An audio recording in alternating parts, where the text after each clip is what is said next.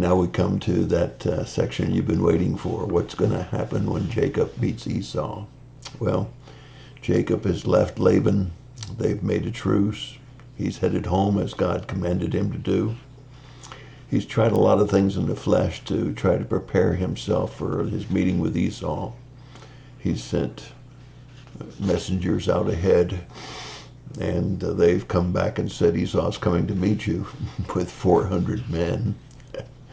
And then he prepares a present for his brother. Perhaps he saw it as restitution for stealing the birthright or the blessing from his father.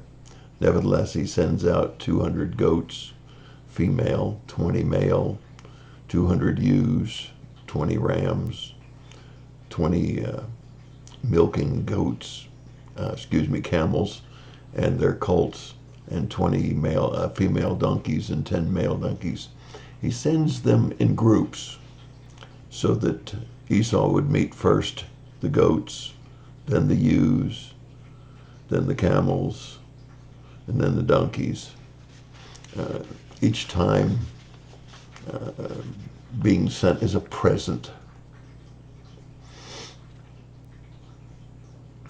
He then decides that he needs to be sure that his family is safe, and he sends them separate from himself, and he's alone. And we come to the famous wrestling section. We recognize that Jacob came to a place where he wrestled with God.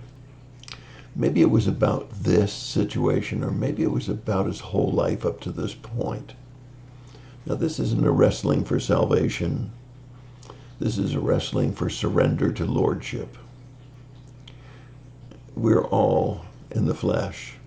We all have the problem yielding everything all the time to God. And Jacob did as well. After all, he was so successful that it was hard for him not to take some of the credit and to have some pride in what he had accomplished and not recognize it was just a blessing from God and not really his own abilities. I guess we all struggle with that, don't we? So here he sends his maids and their kids, Rachel and their kids, and Leah and her kids, and then Rachel and Joseph, certainly in the order of priority to him, because he still loved Rachel, and she was the one that he wanted to be sure had the last chance to get away. But he was no coward. Jacob went out ahead of his family to meet Esau. But before we talk about that meeting and we finally settle that, what's going to happen when he meets Esau, let's talk about what John Phillips says about Jacob in two places, in two situations. I think it's very rich. He says at Bethel, Jacob saw a ladder. At Jabbok, he saw the Lord. At Bethel, he was believing salvation, if you will.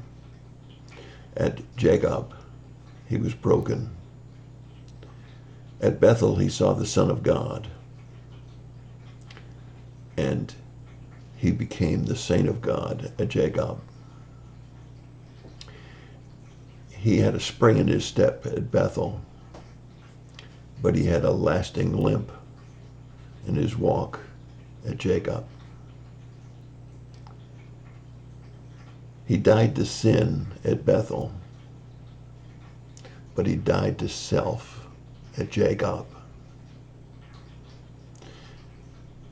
At Bethel, his name was Jacob, the supplanter, the one who grabs the heel. But at Jacob, he became Israel, the chief, the leader. When he met his family after his wrestling with that angel of God, or the second person of God, what did he say to his family? Well, we'll only guess and speculate.